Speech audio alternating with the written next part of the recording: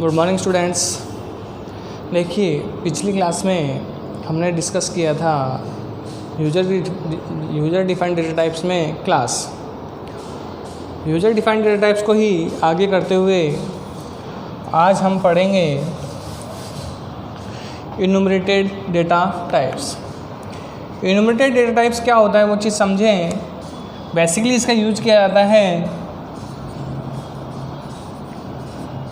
Constant type की एक श्रृंखला यानी कि एक सीरीज डिक्लेयर करने के लिए। इन्यूमरेटेड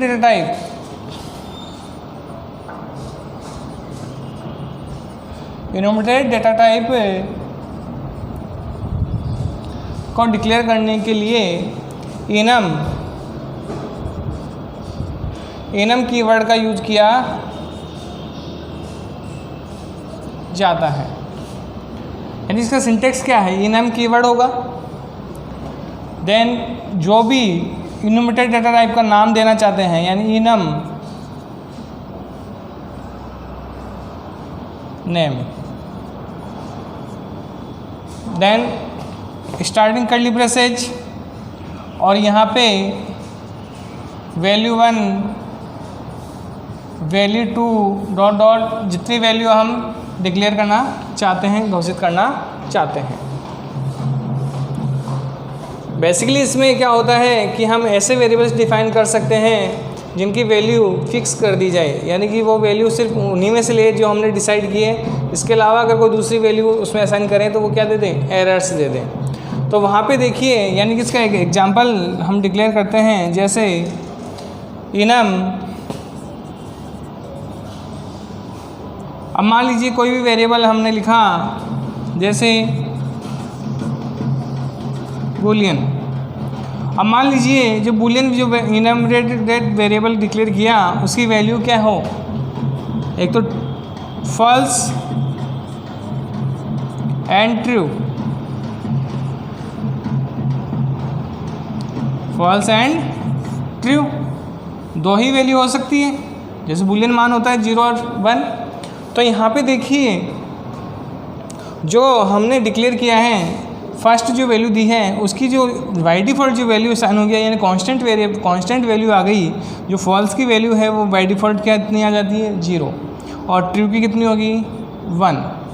यदि हम ये इनकी जो कांस्टेंट वैल्यू है वो चेंज करना चाहें तो उसे हम कर सकते हैं। जैसे एग्जांपल हमने लिखा enum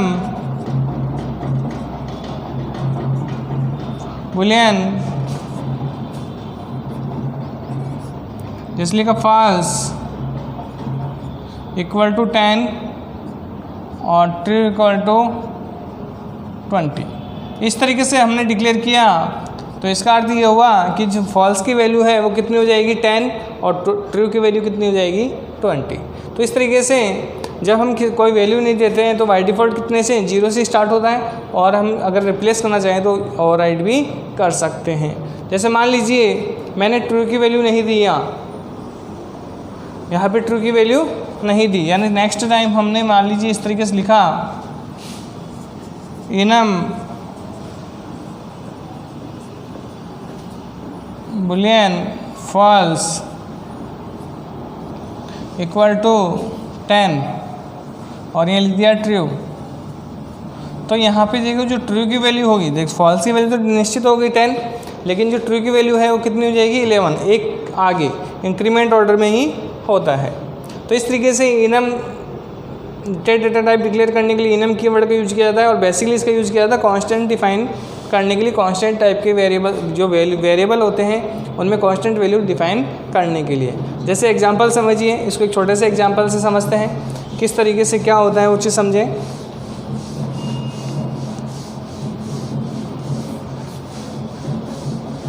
एक छोटा सा एग्जांपल, बिल्कुल छोटा सा।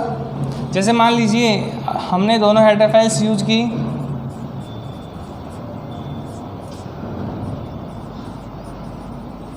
iostream.h और #include conio.h। और मान लीजिए हमने यहाँ लिखा enum और हमने लिख दिया जैसे मान लीजिए कलर,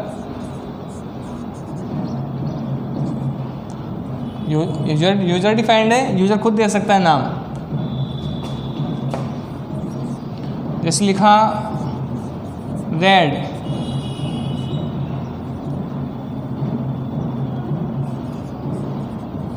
ब्लू, ग्रीन।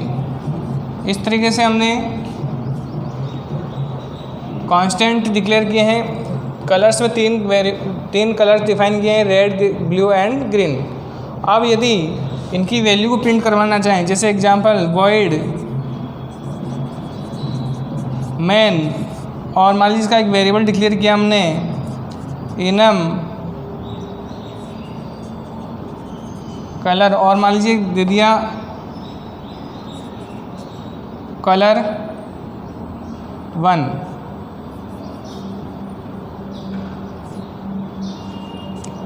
कल 1 या जो भी हमने दिया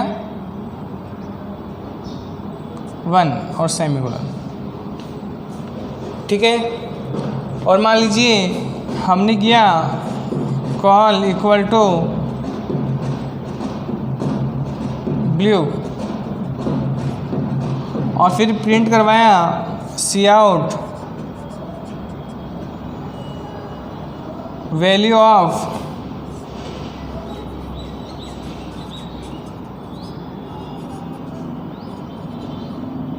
कॉल,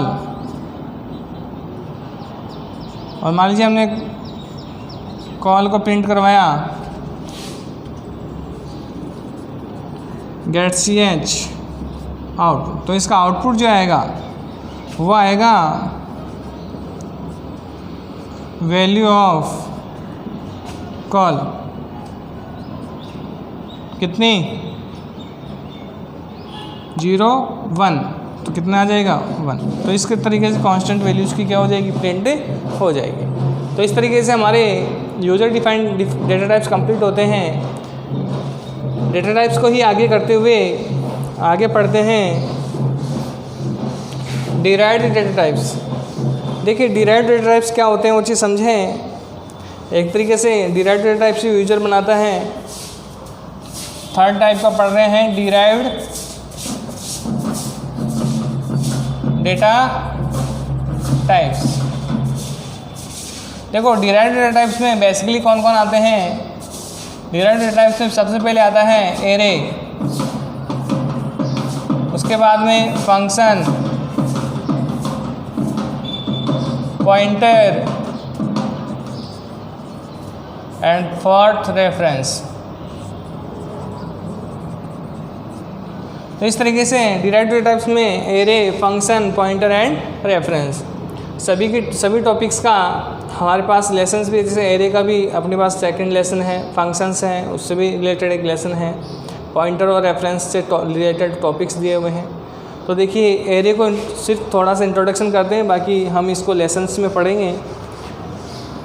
एरे, देखिए एरे क्या है वो चीज़ समझें, बेसिकली इसे यूज क्यों किया जाता है वो चीज़ समझें। जैसे एग्जांपल समझिए इंट रॉ नंबर, तो जो रॉ नंबर है वेरिएबल है वो सिर्फ और सिर्फ एक ही वैल्यू को क्या कर सकता है, स्टोर कर सकता है। मान लीजिए हमें 25 स्टूडेंट्स के रॉ नंबर असाइन करवाने, तो हमें क्या होगा 25 वेरिएबल्स डिक्लेयर करने होंगे, 25 डिक्लेयर करने होंगे, 100 करना हो तो 100 वेरिएबल्स अपने को डिक्लेयर करने होंगे। लेकिन ऐसा करने पे क्या होगा, अपनी मेमोरी स्पेस भी क्या होगी, ज़्यादा कंज्यूम होगी और टाइप जो कॉम्प्लेक्सिटी है वो भी बढ़ जाती है। तो इससे बचने के लिए क्या किया जाता है कि जो वेरिएबल्स है उसको एरे टाइप में डिक्लेयर कर दिया जाता है। एरे टाइप में डिक्लेयर करने के लिए देखो इसको किस तरीके से लिखा जाता है, यानी कि सिंटेक्स।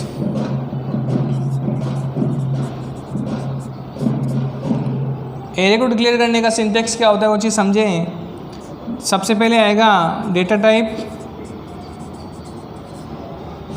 फिर एरे नेम, और फिर सबस्क्रिप्ट, और फिर एरे साइज। सबस्क्रिप्ट में क्या आएगी, एरे साइज। आगे पढ़ेंगे हम 1 डायमेंशनल और मल्टी डायमेंशनल एरे, तो वहाँ पे 2 सबस्क्रिप्ट 3 सबस्क्रिप्ट्स भी आएंगी।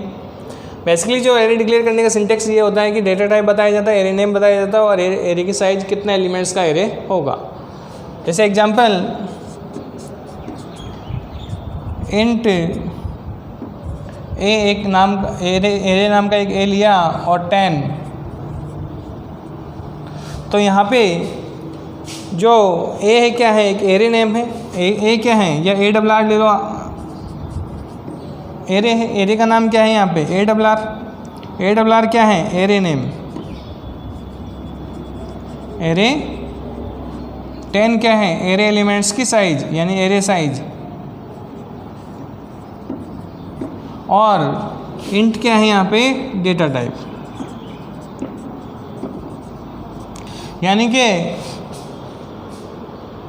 जो एरे है ए डबल आर है वो क्या करेगा, 10 वैल्यूज़ को क्या कर सकता है, स्टोर कर सकता है, और वो सभी 10 वैल्यूज़ किस प्रकार की होगी, इंटीजर प्रकार की, और जो इनका मेमोरी में स्पेस होगा वो भी क्या होगा, एक सीक्वेंस में होगा, एक क्रमागत रूप से होगा। यानी कि मान लीजिए जैसे इसी को मान लीजिए अपने 5 लिखा, तो इसका अर्थ ये हुआ कि एरे कितना 5 एलिमेंट्स को क्या कर सकता है, स्टोर कर सकता है। तो यहाँ से देखो एरे की डेफिनेशन क्या होगी कि समान डेटा टाइप्स का एलिमेंट्स का समूह है। समान डेटा टाइप्स समान होंगे, सब 5 एलिमेंट्स क्या होंगे, समान डेटा टाइप्स को इंटीजर प्रकार के समान डेटा टाइप्स के एलिमेंट्स का समूह है जिनका मेमोरी में स्पेस क्या हो, एक सीक्वेंस में हो, एक क्रमागत रूप से हो, तो उसे क्या कहा जाता है, एरे कहा जाता है। यानी एरे का देखो जो रिप्रेजेंटेशन है उसको प्रस्तुत कैसे किया जाता है वो अच्छी समझें।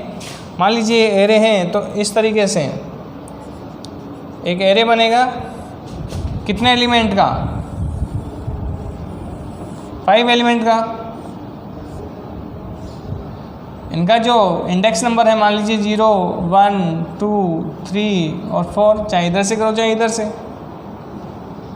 मान लीजिए इधर से मान लेते हैं 0, 1, 2, 3 एंड 4। और मान लीजिए स्टार्टिंग जो बेस एड्रेस है वो 100 है, बेस एड्रेस, बेस एड्रेस 100 है, तो नेक्स्ट जो एलिमेंट होगा वो कितने होगा, 102 से स्टार्ट, इससे नेक्स्ट होगा 104, 106 और 108 से स्टार्ट होगा। क्यों, क्योंकि इंटीजर कितने बाइट का होता है, 2 बाइट का, तो प्रत्येक एलिमेंट क्या होगा, नेक्स्ट सीरियल से एक ही सीक्वेंस में फर्स्ट एड्रेस 100 तो श्योर है कि सेकंड जो एलिमेंट का एड्रेस होगा 102 से स्टार्ट होगा। क्यों, क्योंकि एरे के एलिमेंट्स का जो मेमोरी स्पेस है वो क्या होता है, एक सीक्वेंस में होता है, क्रमागत रूप से होता है। ठीक है, तो इस तरीके से मान लीजिए हम इसे इनिशियलाइज कर दें, इनिशियलाइज का मतलब इसको प्रारंभिक मान दे दें, तो किस तरीके से होता है वो चीज़ समझें। जैसे मान लीजिए हमने लिखा इंट ए डबल आर और 5 एलिमेंट और 5 एलिमेंट मान लीजिए कुछ भी लिखा हमने, इक्वल टू 6, 1, 2, 4, 8, 9, इस तरीके से 5 एलिमेंट ले लिए हमने। तो इंटरनली क्या होगा कि एरे का 0, उसी को बता रहे हैं, एरे के 0 में कितना है, 1, एरे के 1 में कितना है, 2, एरे के 2 में कितना है, 4, एरे के 3 में कितना है, 8, और एरे के 4 में कितना है, 9। तो इस तरीके से वैल्यू क्या होती है, असाइन होती है। ठीक है, तो ये ध्यान रखना, एरे क्या होता है, समान डेटा टाइप्स के एलिमेंट्स का समूह है जिनका मेमोरी में स्पेस क्या होता है, क्रमागत रूप से होता है, एक सीक्वेंस में होता है, उसे क्या कहा जाता है, एरे कहा जाता है। एरे बेसिकली देखो 2 प्रकार के होते हैं, 1 dimensional and multi dimensional. Upon next जो टॉपिक पढ़ेंगे एरे का पूरा उसमें पढ़ेंगे। एरे को डिक्लेयर करने के लिए वही डेटा टाइप होता है, एरे का नाम होता है, एरे की साइज, और इसे बोलते हैं सबस्क्रिप्ट। क्या बोलते हैं इसे,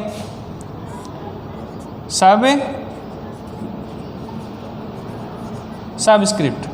तो यहाँ ध्यान रहे, जो 1 डायमेंशनल एरे होता है उसमें एक ही सबस्क्रिप्ट का यूज किया जाता है। ठीक है, इसी में आगे करते हुए नेक्स्ट टॉपिक है, देखो इसको पूरा डिस्कस करेंगे हम जब एरे पूरा टॉपिक पूरा लेसन पढ़ेंगे तब। ठीक है, नेक्स्ट है डिराइव्ड डेटा टाइप्स में फंक्शन। देखो फंक्शन क्या होता है वो चीज़ समझें जैसे होता है मेन फंक्शन, तो मेन फंक्शन तो क्या है, एक यूजर डिफाइंड डेटा टाइप से, क्यों, क्योंकि इसकी डेफिनेशन कौन डिफाइन करता है, यूजर। ठीक है, जो प्रोग्राम होता है, जैसे मान लीजिए हमने लिखा वॉइड मैन, अब ये तो इसका सिंटेक्स हो गया, इसमें जो डेफिनेशन दी जाएगी, डेफिनेशन का मतलब ये क्या काम करेगा, वो यूजर करता है, इसलिए मेन फंक्शन क्या एक यूजर डिफाइंड डेटा टाइप से यूजर डिफाइंड फंक्शन है। तो इस तरीके से देखिए फंक्शन क्या होता है, कोई ऐसी स्टेटमेंट्स जो प्रोग्राम में क्या हो, बार बार रिपीट हो रही हो, बार बार लिखी जा रही हो, तो उन्हें क्या कर दिया जाता है, अलग से लिख कर क्या दे दिया जाता है, एक नाम दे दिया जाता है, और वो नाम ही क्या होता है, एक फंक्शन का नाम होता है। फंक्शंस क्या होते हैं, ठीक है, फंक्शंस के कुछ रिटर्न टाइप्स होते हैं, ठीक है, फंक्शंस के आर्गूमेंट्स होते हैं, ठीक है, इस तरीके से क्या होता है, एक फंक्शन होता है। देखो फंक्शन को डिक्लेयर करने के नियम वही होते हैं जो हमने पढ़े थे किसमें, आइडेंटिफायर्स के नियम। तो ध्यान रखना फंक्शन भी क्या है, एक आइडेंटिफायर ही है। तो फंक्शन डिक्लेयर कैसे किया जाता है, जैसे मान लीजिए हमें फंक्शन को डिक्लेयर करने का सिंटैक्स एक तरीके से प्रोग्राम का पार्ट ही होता है, ठीक है। सिंटैक्स जैसे सबसे पहले क्या होगा, उसका return type function return type, फिर होगा फंक्शन नेम, फंक्शन नेम जो भी यूज़र देना चाहे, उसके बाद में पैरेंथेसिस ब्रैकेट और आर्गुमेंट लिस्ट। आर्गुमेंट लिस्ट या पैरामीटर लिस्ट, ठीक है। मान लीजिए अब इसकी डेफिनेशन देनी हो तो यहाँ पे ये फंक्शन डेफिनेशन, फंक्शन बॉडी बोल देते हैं कई बार इसको,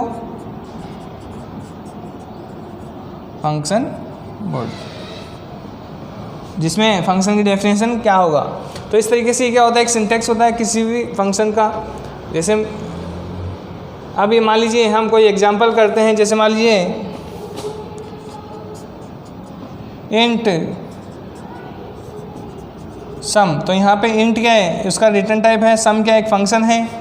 और मान लीजिए इंट ए कॉमा इंट बी, ये क्या है, दो आर्ग्यूमेंट्स हैं। और मान लीजिए इंट टोटल एक वेरिएबल लिया और total equal to A plus B और रिटर्न टोटल, रिटर्न टोटल, इस तरीके से। तो ध्यान रखना जब भी इसका return type int char float double ये ले लिया जाता तो हमें लास्ट में रिटर्न स्टेटमेंट लिखना आवश्यक होता है। और यदि हम इसका रिटर्न टाइप क्या लिख दें, वॉइड लिख दें, तो इस लास्ट में रिटर्न स्टेटमेंट का यूज़ नहीं किया जाता है। ये कहलाता है इसका रिटर्न टाइप। यहाँ पे किसी प्रकार की डेटा टाइप का यूज़ कर सकते हैं, केयर इंट फ्लोट डबल, तो उसी प्रकार की वैल्यू क्या करेगा, रिटर्न। देखो इंटीजर तो टोटल क्या है, इंटीजर प्रकार, तो इंटीजर प्रकार की वैल्यू रिटर्न हुई है। इसी प्रकार देखिए इसमें हमने लिखा है दो आर्ग्यूमेंट, इंट ए इंट बी, तो ये हो गया टू आर्ग्यूमेंट फंक्शन। अगर मान लीजिए सिंगल लिखता है तो सिंगल आर्ग्यूमेंट, कोई आर्ग्यूमेंट नहीं होता तो नो आर्ग्यूमेंट फंक्शंस, ठीक है। नेक्स्ट क्लास में पॉइंटर्स एंड रेफरेंस के बारे में डिस्कस करेंगे। Thank you very much.